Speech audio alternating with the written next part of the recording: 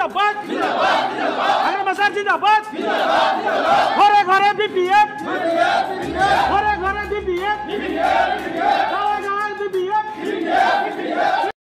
চাওক আজি আমাৰ এই ভোটগাঁও প্ৰাইমাৰীত আমাৰ যিটো ভোটগাঁও যুৱ বিপিএফ কমিটিৰ এটা সাধাৰণ সভা আছিলে। এই সাধাৰণ সভাত আমাৰ যুৱ বিপিএফ কমিটিৰ ব্লক সভাপতি সম্পাদক, আমাৰ বেংগলী চেলৰ কেন্দ্ৰীয় সভাপতি, আমাৰ এই ভোটগাঁও প্ৰাইমাৰীৰ সভাপতি সম্পাদক প্ৰমুখে আমাৰ এই ভোটগাঁৱৰ ব্লকৰ উপসভাপতি আৰু সম্পাদকসকল উপস্থিত আছিলে।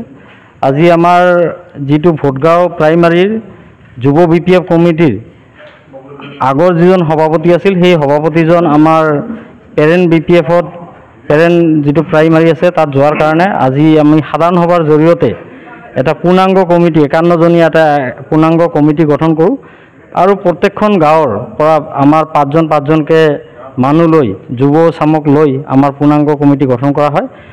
আশা কৰোঁ আগন্তুক ভৱিষ্যতে এই কমিটিখনে আমাৰ দলৰ কাৰণে ভালকৈ কাম কৰিব, তাৰে আশা কৰিছোঁ। পিছতে আৰু এখন আমাৰ যুৱ বিপিএফ কমিটিৰ আৰু এখন সভা আছে। এইখন হৈছে বৰুৱাপাৰা। এই বৰুৱাপাৰাত আৰু এখন সভা আছে। ইয়াৰ পিছতে আৰু এখন আমি যুৱ বিপিএফ কমিটিৰ উদ্যোগত আৰু এখন সভা কৰিবলৈ গৈ আছোঁ। আৰু আজিৰ এই কমিটিখনত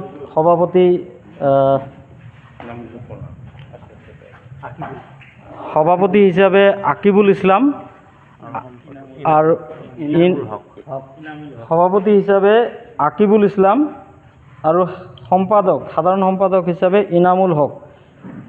এই হাউচৰ জৰিয়তে মানে ইনামুল আৰু আকিবুলক হাউচে নিৰ্বাচন কৰে। তো এই আকিবুল আৰু ইনামুলৰ নেতৃত্বত এই প্ৰাইমাৰীখন আগন্তুক ভৱিষ্যতে ভালকৈ যাতে চলে তাৰে কামনা কৰিছোঁ। চাওক, ইতিমধ্যে নিৰ্বাচন যিহেতু আহি পাইছে, নিৰ্বাচন অহাৰ লগে লগে প্ৰত্যেকটো ৰাজনৈতিক দলে নিজৰ নিজৰ দলীয় কাম কাজ আৰম্ভ কৰে। তেনেকৈ হয়তো UPPL, কংগ্ৰেছ, UDF, BJP চবে নিজৰ নিজৰ কাম কৰি আছে। আমি BPF দল ফকীৰাগ্ৰাম সমষ্টিটো একদম আশাবাদী, 100% আমি ফকীৰাগ্ৰাম সমষ্টিটো আমি জিকিম। প্ৰাইমাৰীলি আমি এটা ছাৰ্ভে চলাই আমি যিখিনি পাব্লিকৰ ভিউ পাই আছোঁ, তো 100% এইবাৰ জিকিবই ফকীৰাগ্ৰামটো। তো আমি ইতিমধ্যে আমাৰ প্ৰাইমাৰী পৰ্যায়ত আমাৰ যিবিলাক প্ৰাইমাৰী আছে, প্ৰাইমাৰীবিলাকক আমাৰ ব্লক পৰ্যায়ৰ পৰা ইতিমধ্যে নিৰ্দেশ দিছে। আৰু এই নিৰ্দেশটো অকল আমাৰ নহয়, এই নিৰ্দেশটো আমাৰ হাইকমাণ্ডে ইতিমধ্যে নিৰ্দেশ দিছে। একদম প্ৰাইমাৰী পৰ্যায়ত যিখিনি সমস্যা আছে, এই সমস্যাবিলাক আমি আগন্তুক ভৱিষ্যতে কেনেকৈ সমাধান কৰিব পাৰোঁ আৰু এই সমস্যাবিলাক কি সমস্যা আছে, যেনেকৈ ভূমিৰ সমস্যাৰ কাৰণে এতিয়া ভোটগাঁও প্ৰাইমাৰীৰ সভাপতি সম্পাদক ইহঁতে প্ৰত্যেকখন গাঁৱতে আমাৰ মানুহ আছে।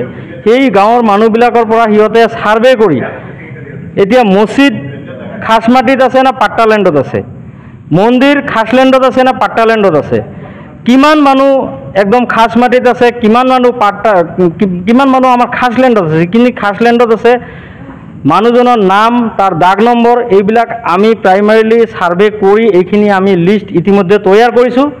আৰু এটা মোৰ 100% এইবাৰ হাগ্ৰামা ছাৰৰ এটা প্ৰথম পদক্ষেপ হ'ব আমাৰ ভূমিৰ পাট্টা প্ৰদান কৰা। তো মন্দিৰ মছজিদ যিমানখিনি আছে, যিখিনি তাৰ উপৰঞ্চি আমাৰ যিখিনি মানুহৰ ভূমিহীন মানুহ, সেইখিনি মানুহক পাট্টা দিয়াৰ ব্যৱস্থা কৰিব। তাৰ আগতে আমি এই ছাৰ্ভেখিনি কৰি আমি ইতিমধ্যে ৰেডি কৰিছোঁ।